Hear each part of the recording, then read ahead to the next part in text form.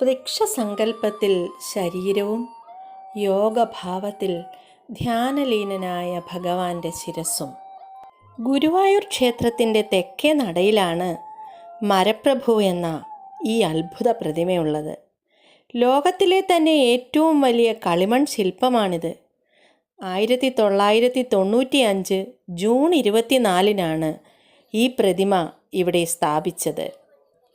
ഇത് വെറും ഒരു പ്രതിമ മാത്രമല്ല, ഇതിൻ്റെ പിന്നിൽ വളരെ വലിയൊരു ഐതിഹ്യം തന്നെയുണ്ട്. ഗുരുവായൂരപ്പൻ്റെ പരമഭക്തനായിരുന്നു പൂന്താനം നമ്പൂതിരി. നിത്യേന ക്ഷേത്രത്തിലെത്തി വിഷ്ണു സഹസ്രനാമം ജപിക്കുന്ന പതിവ് അദ്ദേഹത്തിനുണ്ടായിരുന്നു.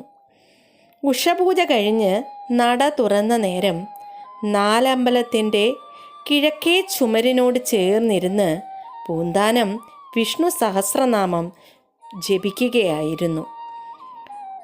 ഈ സഹസ്രനാമം ചൊല്ലിക്കൊണ്ടിരുന്ന പൂന്താനം അദ്ദേഹം നിറഞ്ഞ ഭക്തിയോടെ സർവവും മറന്നായിരുന്നു ജപിച്ചത്. ജപത്തിനിടെ പത്മനാഭോ അമരപ്രഭു എന്ന ഭാഗം പത്മനാഭോ മരപ്രഭു എന്ന് ചൊല്ലിപ്പോയി. എന്നാൽ ആ തെറ്റു പറ്റിയതായി ഒന്നും തന്നെ പൂന്താനം അറിഞ്ഞിരുന്നില്ല. കാരണം അദ്ദേഹം സർവവും മറന്നുള്ള ജപത്തിലായിരുന്നു.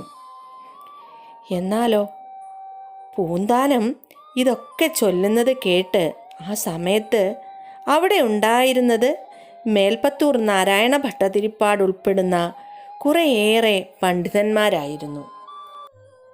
അവർ അദ്ദേഹത്തെ, അതായത് പൂന്താനം നമ്പൂതിരിപ്പാടിനെ കളിയാക്കിക്കൊണ്ട് പറഞ്ഞു, എന്ന് ഭഗവാൻ മരപ്രഭുവോ അമരപ്രഭു എന്ന് തിരുത്തി പറയൂ പൂന്താനമേ എന്ന് മേൽപ്പത്തൂർ നമ്പൂതിരിപ്പാടും ഈ മറ്റു പണ്ഡിതന്മാരും ചേർന്ന് അദ്ദേഹത്തെ വളരെ പരിഹാസത്തിൻ്റെ ഒരു ചുവയിലാണ് കളിയാക്കിയത്. പാവം പൂന്താനം നമ്പൂതിരിയുടെ കണ്ണുകൾ പെട്ടെന്ന് ഈറനണിഞ്ഞു. എന്നാൽ പെട്ടെന്ന് തന്നെ ശ്രീലകത്ത് നിന്നും ഒരു അശരീരിയാണ് കേൾക്കുകയുണ്ടായത്. ആ അശരീരി ഇങ്ങനെയായിരുന്നു: മരപ്രഭു പിന്നെ വേറെ ആരാണ്? ഞാൻ മരപ്രഭുവുമാണ്.